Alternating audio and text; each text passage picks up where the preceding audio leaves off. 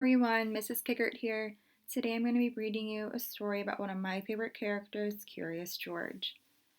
This book is called Curious George Goes to a Chocolate Factory by Margaret and H.A. Rays.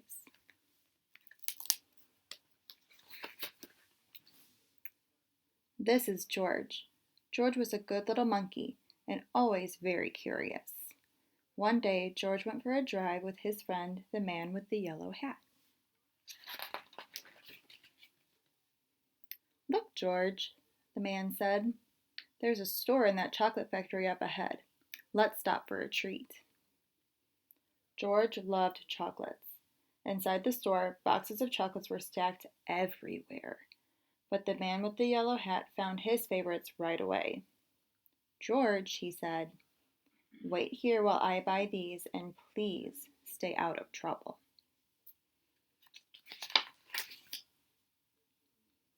George looked around the store. He saw chocolate-covered cherries and fudge-flavored lollipops. A chocolate bunny caught his eye. Then something else caught his eye. What were all those people looking at? George was curious. He climbed up to get a better look. Through the window, he saw lots of trays filled with little brown dots. What were all those little brown dots? George was curious. He found a door that led to the other side of the window. The little brown dots were chocolates, of course. A tour guide was showing a group of people how to tell what was inside the chocolates by looking at the swirls on the top. This little swirl means fudge. This one says that caramel is inside. And this wiggle is for marshmallow. This is the squiggle for a truffle. This one is for nougat. This sideways swirl is for orange fluff. And this one is for George's favorite, banana cream. I wonder which one are your favorites. I know mine is caramel. George followed the tour group until they came to a balcony overlooking a room where the chocolates were made. Down below, busy workers picked the candy off the machines and put them in boxes.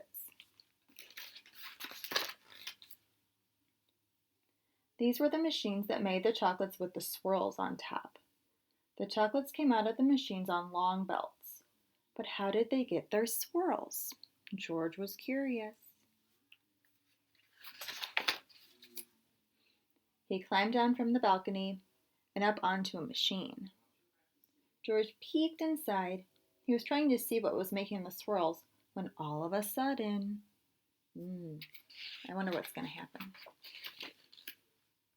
The chocolates began coming out faster and faster. They sped by him so quickly they seemed to be running on legs of their own. "Quick, bring more boxes," yelled a man with a tall white hat. "What happened?" asked another man. Nobody answered. Nobody knew what happened, and everyone was so busy that no one noticed George.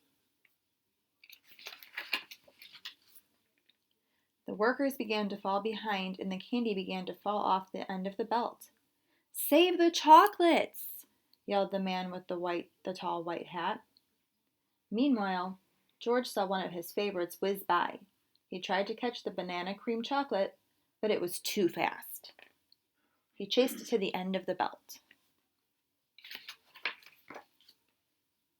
At the end of the belt, a pile of chocolates was growing taller and taller. George had never seen so many chocolates. As he searched for the banana cream, he put the others in empty boxes.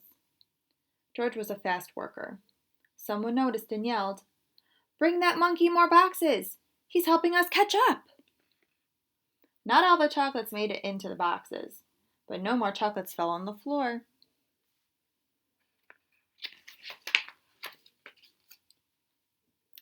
Just when George and the workers were all caught up, the tour guide ran in with the man with the yellow hat. "Get that monkey out of here," she yelled. "He's ruining our chocolates." "But this little monkey saved the chocolates," explained the workers. Then the man with the tall white hat said to George, "You may have caused us some trouble, but you are a speedy little monkey. You deserve a big box of candy for all your help." George was glad he was not in trouble, but he did not take the chocolates. I wonder if anyone can tell why.